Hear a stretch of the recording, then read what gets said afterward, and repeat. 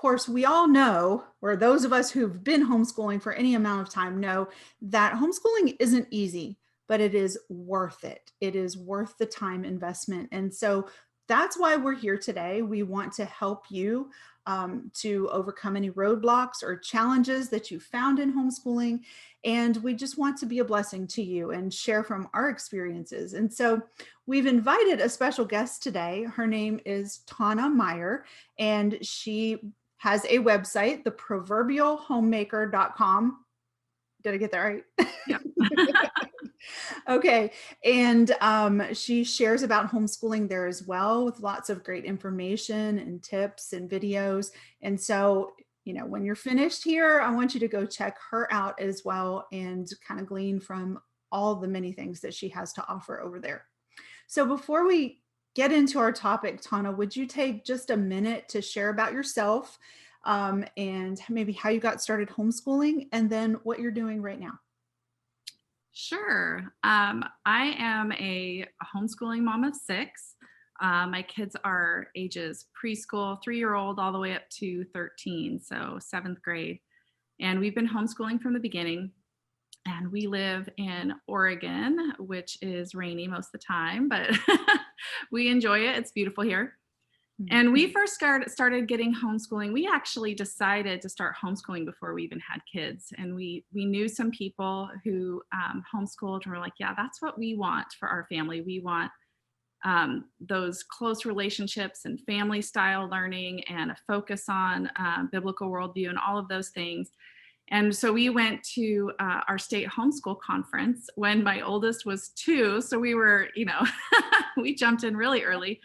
And just to kind of acclimate to the world of homeschooling and learn more about it. And we were so inspired by that, that we ended up, now we're actually on the board for that organization, for Ocean Network in Oregon, and helping support other homeschoolers and encourage other families to really take ownership of their child's education. And so we really enjoy it. And since then, probably, I don't know, forever ago, about 10, maybe 12 years ago, I started Proverbial Homemaker. Wow. And just started writing about our experience as a homeschool family, and eventually started writing about how to homeschool and homeschool tips for the, what I call the type B homeschool mom, the one who doesn't have it all together like me. And it's just really been a blessing to be able to encourage other moms and help them to focus on teaching and training their children for the Lord, and to do it with excellence and to enjoy it along the way. Absolutely. I love that. The last bit, and to enjoy it along the way. I think that's why we're here today. I mean, there's a lot of us that started homeschooling, and we get in the trenches, and some days it's pretty rough. Like you said, we don't have it all together, and it can, you can lose that joy pretty quick. So finding ways to keep it flowing and to keep it going. Absolutely. We know that homeschooling isn't easy. I mentioned that already, and I've been homeschooling now for about 15, 16 years. I didn't start homeschooling with my first one from the beginning. I was an educator and taught at a Christian school. And so my daughter actually went to school for a few years, and we realized that she was being bullied, and she had gotten to the place where she no longer wanted to go to school. She would cry every day. And of course, as mama's heart, you just don't want that happening to your child. So we ended up deciding then that we would bring them home and start homeschooling. We've been doing that ever since. Of course, as more children were added, our homeschool has grown. So it's kind of cool. We both have 6 children. But over the years, I have definitely discovered that homeschooling isn't easy, but it is so worth our investment. I've seen time and time again, and now as my 2 oldest children, my 2 oldest daughters are adults, that it's an investment that is really worthwhile. But to get through all of that, to help your students graduate, to maintain some sort of reasonable flow to your day, you have to have a plan. And I'm sure you agree. There's got to be some sort of planning in place. And as you mentioned, that type B personality, I think I fall kind of in between a type A and a type B. I'm maybe a type B who wishes that they could be like a type A. I don't know, but I've never been one who's the super planner. I kind of make my plan at the beginning of the year and have a framework for the year, and then keep things a little open ended for my weekly and daily plans. But I'm looking forward to hearing how you set up your homeschool plan. So I have a quote that I wanted to share, and then I'm going to let you go ahead and get started. Um, I found this recently, and I just thought, oh my goodness, this is just perfect. It's a quote from Pablo Picasso, which is also interesting, but he says, "Our goals can only be reached through a vehicle of a plan in which we must fervently believe and upon which we must vigorously act. There is no other route to success." And so that kind of sums up where we come from as homeschoolers, because I believe that when we choose to homeschool, that there's a lot of a strong belief behind that. A belief that, whatever reasons you've chosen to homeschool for are your driving passion. And so that, along with our goals coupled together, I feel just make our homeschool. And of course, everybody's homeschool is unique. So I want you to go ahead and share with our listeners how you set up that structure, and how you pull together your goals for your homeschool year. Yeah, I'm happy to share. It's definitely been a journey. I think the first few years I really struggled with that. I really struggled mostly because nowadays there's such a plethora of options and ideas and opinions out there, and I think that we tend to go find those ideas and think that we have to fit ourselves into one of those boxes in order to succeed. And so it took a lot of trial and error at the beginning of trying to fit myself into different boxes and realizing the box was breaking and it was all falling apart, and just kind of starting over from the ground up. Like where I ended up starting from that really helped me was figuring out our vision and our goals for our overall homeschool. And I even wrote it down in a statement. It's changed from year to year. I revisit it every year. I revisit it in the hard times, when I'm really struggling or feeling discouraged. I revisit it when I'm confused about our direction, because all homeschool moms will have times when they doubt what they're doing and think, oh, I need to chuck it all and start over. And it just kind of ended up being the North Star for me to be able to say, okay, no, this is what we're doing. And so one year, when everything was a mess early on, my husband and I just got together and we talked about, what do we want our homeschool to be like? What do we want the legacy, I guess, of our homeschool to be? What do we want our kids to remember it as? What are our priorities for our homeschool? And we just wrote all of those things out, and over the weeks refined it into a tighter statement that I could read through, in a couple minutes in my, time of desperation when I needed a little bit of encouragement and focus. And that helped incredibly.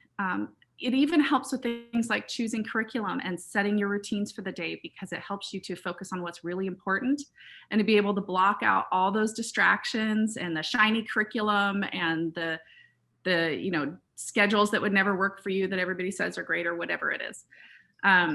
So for us, for our family, it's going to be different for every family, but for our family, those vision statements always included some core things. And that was, raising our kids to know the Lord and God's word, teaching them a biblical worldview, teaching them to love learning and to be able to enjoy it as a family and to focus on our relationships as a family, and to prepare them well for whatever, they're going to do after they leave our home as best we can.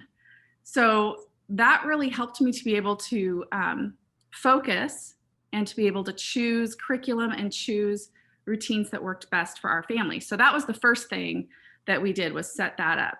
And then the next thing was, our rhythms and routines for our family and what our week looks like. What we started with was, what do we already do well? What do we already do every single day? Well, we eat well, we eat, we eat breakfast, lunch, and dinner every day. And so we started to build routines around what we already did and what worked best for our family. And then started to build our homeschooling experience into those routines. And just starting from it that way, instead of going and finding some schedule or a planner and then trying to fit ourselves into that, it's so much more natural and organic and rewarding for our homeschool. It's so much more sustainable for me as the mom to be able to do something that's a natural extension of our personality instead of trying to do what other people are doing. So, what our homeschool looks like now is what does our homeschool look like now? Our homeschool now looks like a year-round schedule because that was just easier for us. So we just go year-round and we take breaks when we want. We don't even follow any particular, we started out for a while doing 4 weeks on and 1 week off, or 6 weeks on and 1 week off, but that was just too much for me. Um, so now we just go all year. We take our breaks when we want. We do our group time together. I think that one of the things when it comes to goals is when we decide, these are the really important subjects we want to do every day. These are the most important things for our family, things like Bible. We want to cover math and reading and writing. And if we can make sure those things happen every day, then even if the whole rest of the day falls apart, we're good. So we built those into the beginning of our day as group time. And then, our other kids, right after group time, our other kids would do their independent work, which would include math and reading. And then everything else was just gravy. Everything else that, happened to come along, whether it was electives or other read alouds or audiobooks or experiences like field trips, it was just adding and enriching our homeschool. So that's basically what our homeschool looks like, if that makes sense. Absolutely. I loved what you said about the mission statement. I do the same thing. I call that my golden nugget, because it's so funny that we do exactly the same thing. When I'm having a hard time, rough patch, and I'm kind of feeling like, why am I doing this? I can pull that out. I pull my golden nugget out, my mission statement that I wrote when I was very passionate and I was excited and ready to go. Yes. So absolutely, I love that. And we do also very similar. We do like a routine, kind of based around breakfast and lunch. It's a little bit more flexible now that my kids are older, because finally, yay, they make their own breakfast and lunch. Yeah. Someday we'll get there. Oh yes, there's hope. It will happen. And then you'll be where I'm at, and I'm kind of sad that they're not little. Right. Yeah. So as you went through what your homeschool looks like now, when you actually go, okay, let me back up a little bit. How do you determine what curriculum you want to use each year? So, so what I've noticed is that new homeschoolers always want to jump to what curriculum should I use? And even us experienced homeschoolers, when something goes wrong, we're like, what curriculum should we use? And with me, I just like all the curriculum and I want to do all of it. And so that's the biggest challenge, what curriculum do I want to use this hour or whatever it is? There's just so many great resources, but obviously we can't do it all. So I think that what has helped me, what I've learned over the years, is that there's no one perfect curriculum for any family, or not for any family, but there's no one perfect curriculum, period. I mean, because we're going to change curriculum year by year, or depending on what our child's needs are, or depending on what our goals are.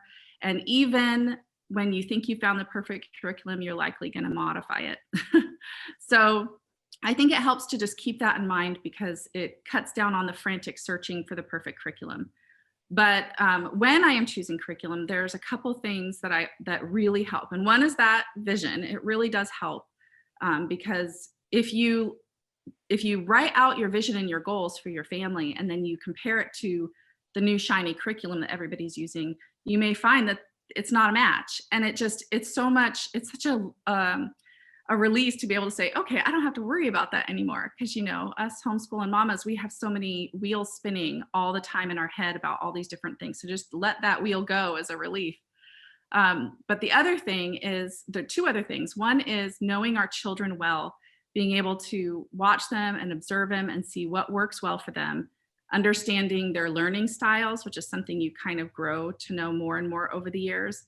And then also beyond their learning styles is even what areas they could grow in, what areas of their character, what soft skills you could grow them in using the curriculum you're using, and what curriculum will help them thrive and enjoy their homeschool experience.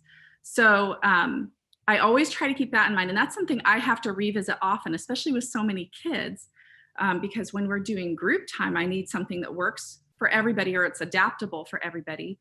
And when it's an individual curriculum, I have different kids who use different writing curriculum because of their learning styles are so very different, for example. And then the other thing is our teaching style, because as important as our kids' learning styles are, us mamas are important too. If something doesn't really fit us well, and our ability at that moment because of the season of life we're in or whatever else we have going on, or if it just doesn't click with us, then obviously it's not going to work. So usually the best way to determine that is to explore the different homeschool methods like classical, Charlotte Mason, unit studies, and just learn more. So I feel like if a homeschool mom is really struggling with figuring out what curriculum to buy, instead of going on Facebook or talking to your friend and say, well, what do you use? Because I'll just use that. Or, if 50% of them say curriculum A, I'll use that. Don't do that. Instead, pray about it, focus on your goals and your vision, but then look at what your kids' learning styles are, or start to explore those ideas and research it and look into the different teaching styles and methods available. For us, it's kind of all over the place because, like I said, we have 6 kids, there's different learning styles. And also I'm very eclectic. I want to pick pieces out of all the different homeschool methods and use them depending on my interest and what looks good to me and what looks fun and what just fits our family at that moment. And that's perfectly fine. But having those methods and ideas in mind really helps. So I select curriculum that will help me accomplish whatever my goals are for that year, and I will change them out if I need to, or change how I'm using them to fit my needs. I do a lot of that now. More than switching curriculum, I'll just adapt it to my needs. So it's not really a straightforward answer. There's no formula there, which is kind of frustrating. It would be nice if there was a formula, but it really is about observing, what works best and what doesn't for your family. And there's some trial and error there. Absolutely. Totally agree with you that with everything you said. Absolutely what we do as well. One thing that kind of stuck out, I know it can be frustrating for new homeschool parents, and which is why I asked the question, because they are trying to find something that fits, that search for the perfect, it doesn't work, but there are things that do work better. Or fit better for our different children. And so one thing that I've been recommending to parents to do is to see if there's like a free trial or a demo, or maybe sometimes they'll have like just a chapter of if it's a printed curriculum online where you can download it and print it, just so that you can get your hands on and really kind of dig into what it really entails. I feel like that's something, well, especially right now, we can't go to homeschool conventions, or well, hopefully this year we can, hopefully, and get our hands on those copies that they bring to the conventions. That's helpful because you can see it and feel it and touch it and know what's going on. But when you can't do that, it's right. hard to see, am I really going to like this? And then you put out the money and it comes and you might be disappointed. Right.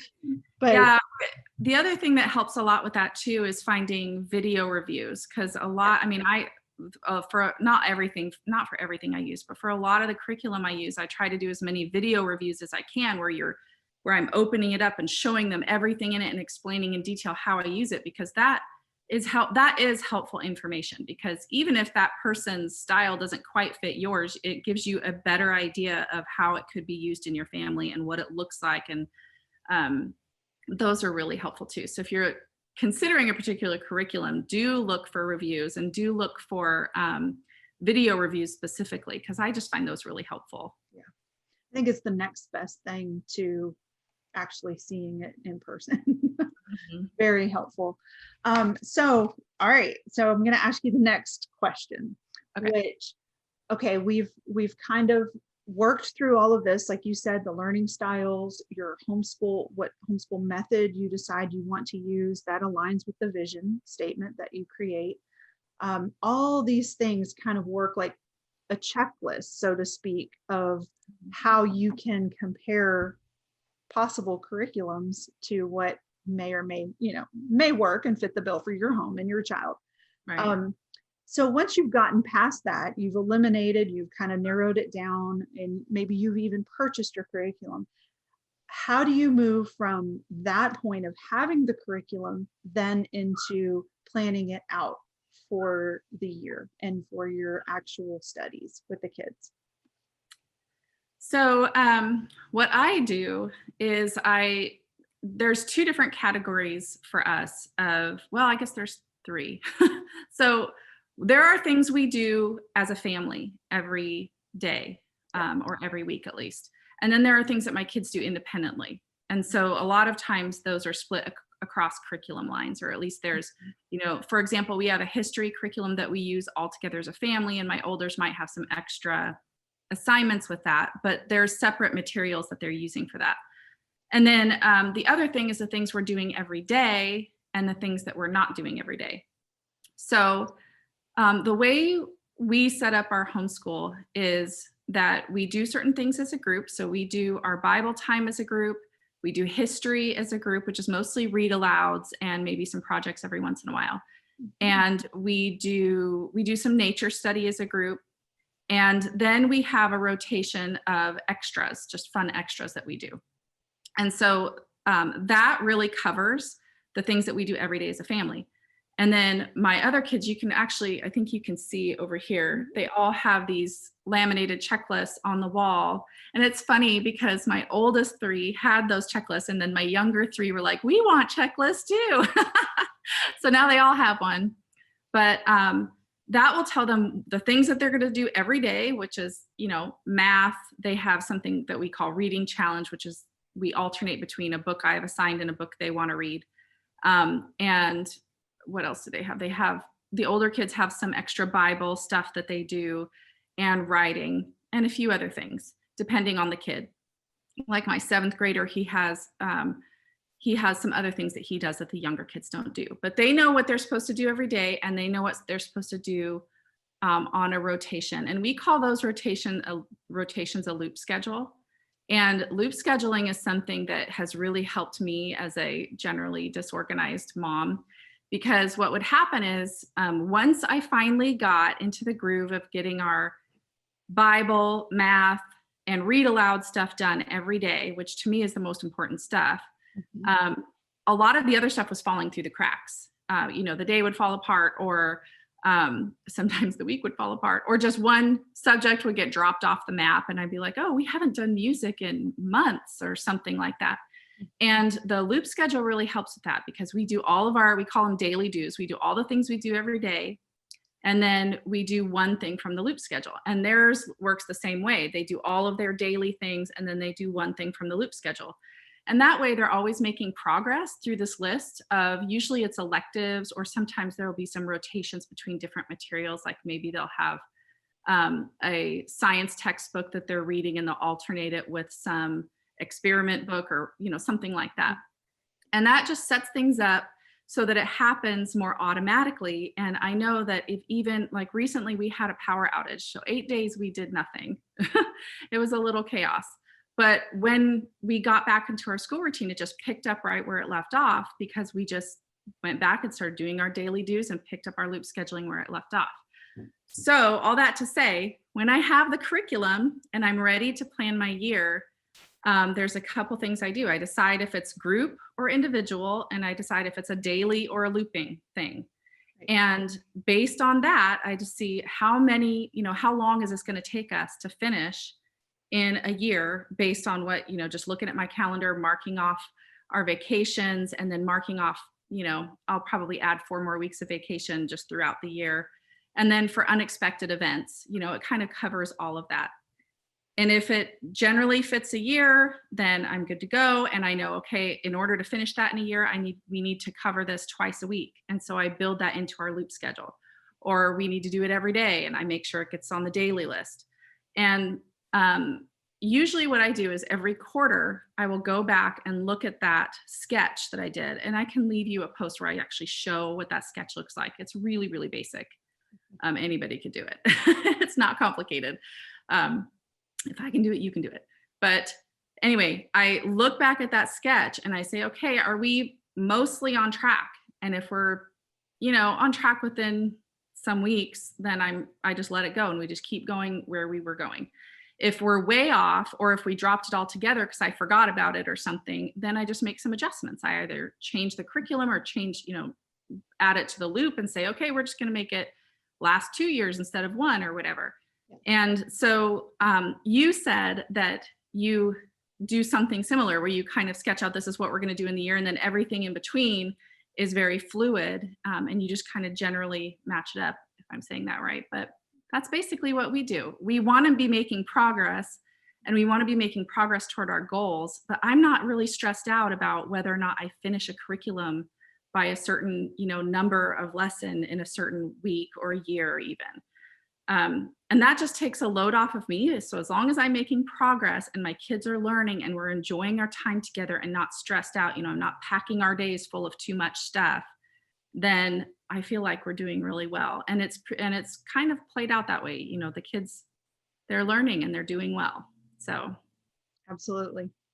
I can't believe how much alike we think. It's really cool.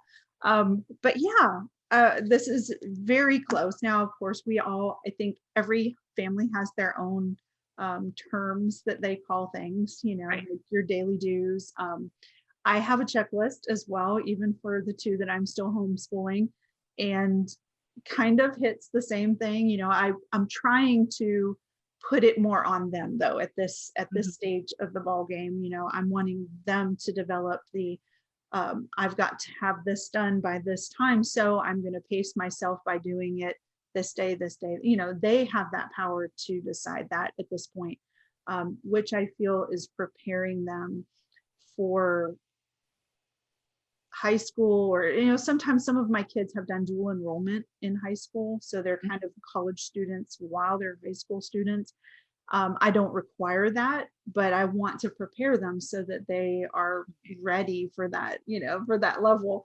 So that's what we're working with our youngest right now. And she's happened to create her own plans, which, that's kind of lovely as the homeschool parent when you get to that stage, where it's a little more automated, but with the same token, they're still kids and they still need to be checked up on, and for me to follow through and make sure that, like you said, we are still progressing and we are still kind of working toward the goal.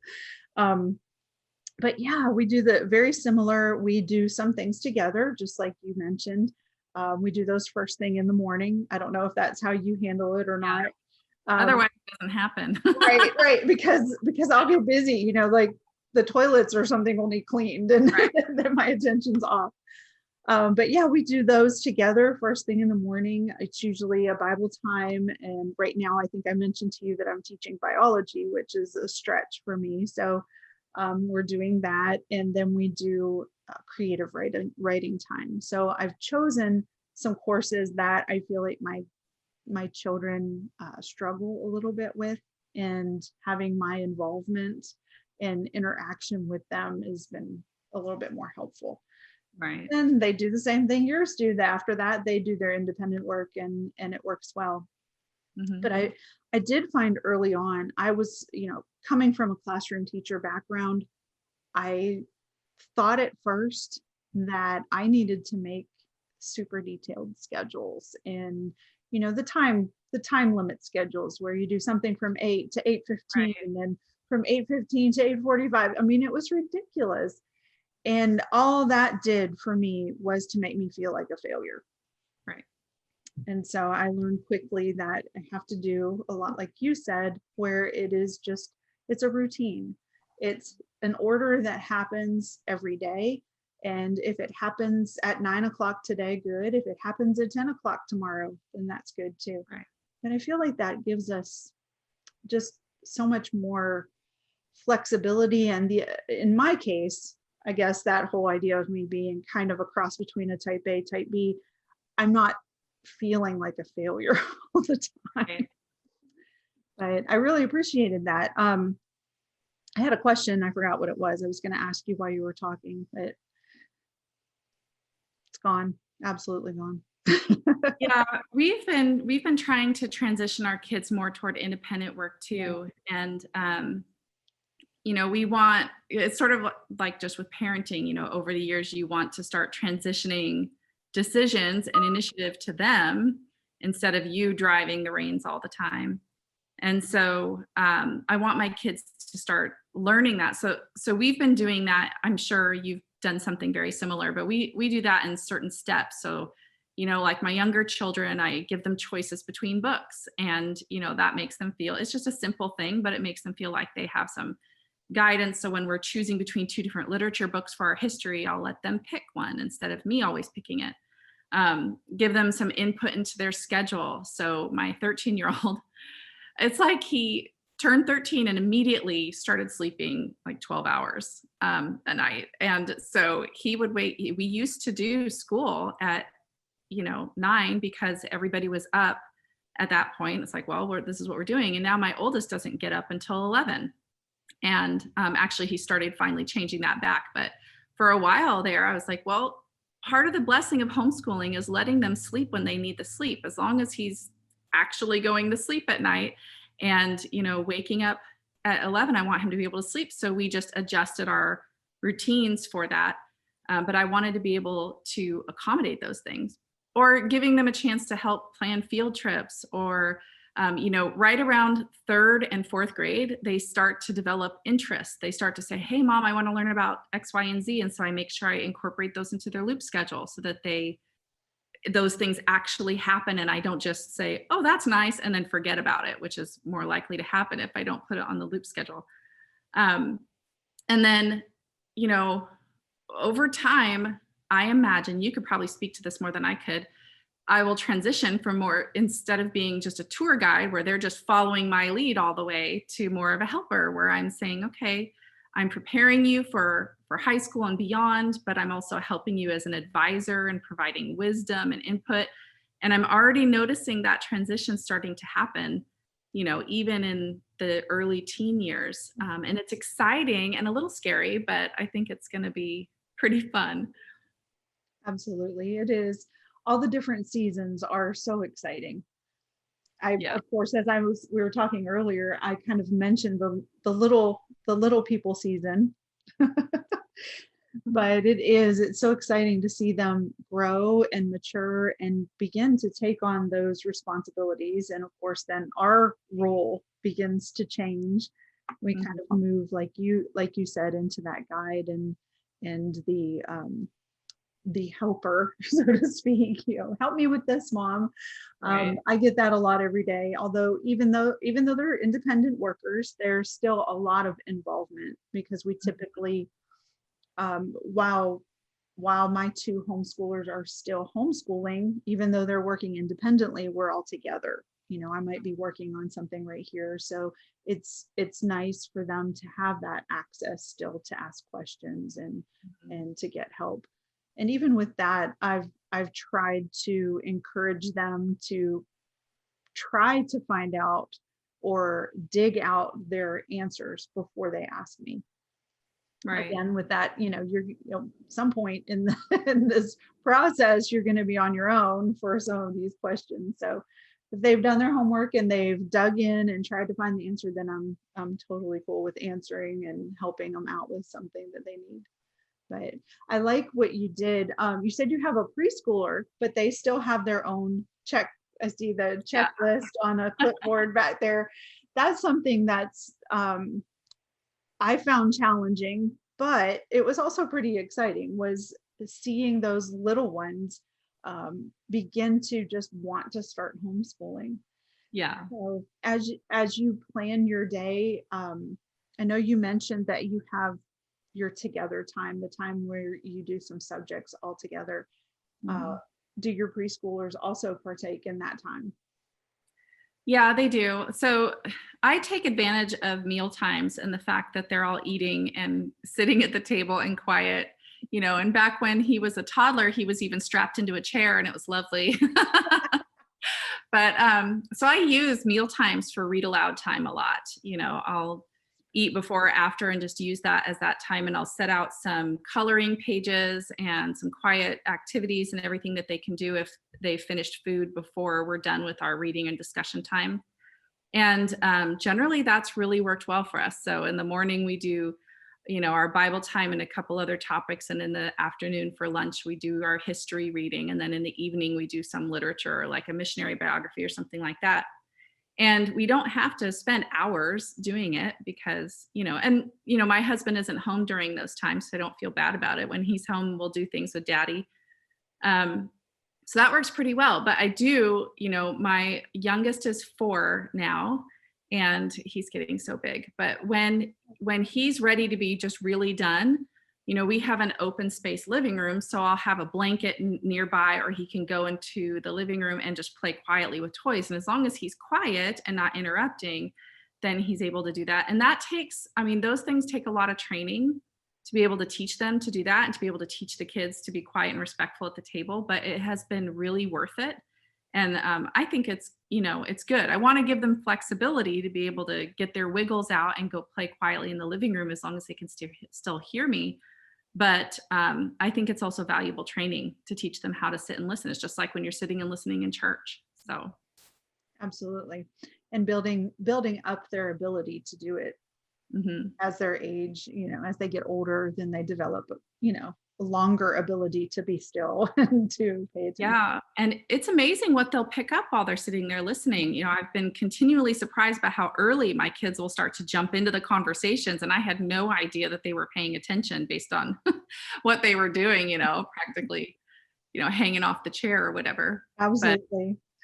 yeah, Well, that kind of ties in with that the whole premise that kids learn best while they're playing and yeah, through play. So I love that fact that even when you think they're not paying attention and they're over there playing and in their seemingly in their own world, they're understanding whatever history or science lesson or whatever mom's talking about on the other side of yeah. the room. It's beautiful. Well, before we close today, do you have any final words, maybe of encouragement or anything else that you'd like to share with our listeners? My main encouragement is just to keep doing what you're doing. Most of the time, I think homeschool moms feel like they're failing. No matter what they're doing or how well things are going, they feel like they're failing. And I feel like if we can just remember that this is a time to enjoy our children as much as possible while they're at home and to focus on relationships and build their love of learning. And yes, aim for your goals, but remember that goals are also fluid. You can tweak them and change them to fit your family and to fit your needs. So, I would love to release homeschool moms of the burden of feeling like they need to be locked into a certain curriculum or certain schedule or certain, you know, Pinterest perfect ideals of what homeschooling looks like, because that's not real life. And we're preparing our children for real life. So Absolutely. I would just encourage you that you are doing important work and keep doing it. Absolutely. Thank you so much for joining us today. Yeah, thank you for having me. Appreciate it.